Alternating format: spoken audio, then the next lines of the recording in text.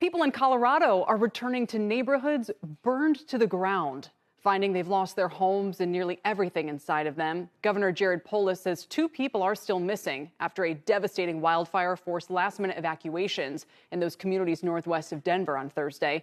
He says based on the size of this fire, it's remarkable more people aren't missing. And so far, there have been no confirmed deaths. But fire officials say the flames destroyed nearly 1,000 homes, many in the towns of Superior and Louisville. CNBC's Valerie Castro is live in Superior for us tonight. And Valerie, you spoke to some people who lost almost everything. Kelly, this is a nightmare for them, and it's really hard to imagine what these neighborhoods even looked like before the fire destroyed everything. Here and there, you can see what's left of a car and a support beam for a home, but there's really not much else left to find. Those stairs were actually part of a deck. Very little is recognizable in this pile of rubble and ash, a home destroyed by the Marshall Fire in Louisville. But that's what makes it bearable for the family who's lived here since 1997.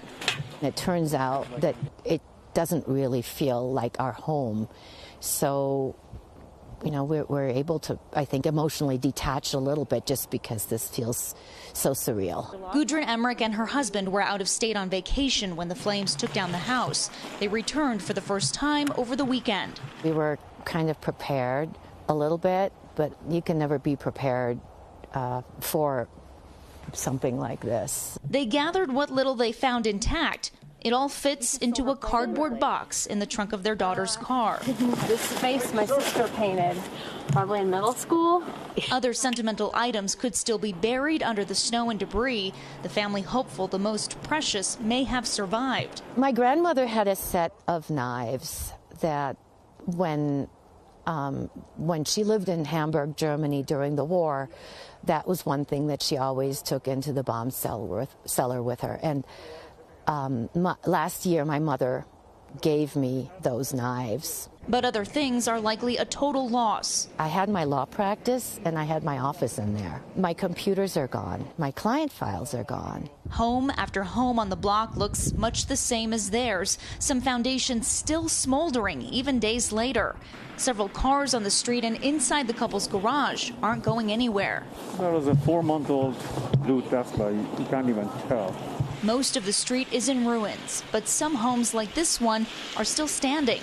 One family spared the reality that many others are left to face. I think it's just serendipity, what happens to any one of us.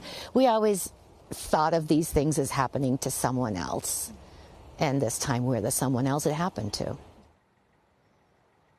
And residents are now really relying on the support of the community to help them get through this. That family that we spoke to, they were out of town in Las Vegas celebrating their daughter's 30th birthday. So as you can imagine, they did not pack their winter coats and boots for that trip. All of that was destroyed in the fire. They say those items have since been donated. Kelly? So many fundraisers going to try to help people. Valerie, thank you for showing that to us tonight. Valerie Castro.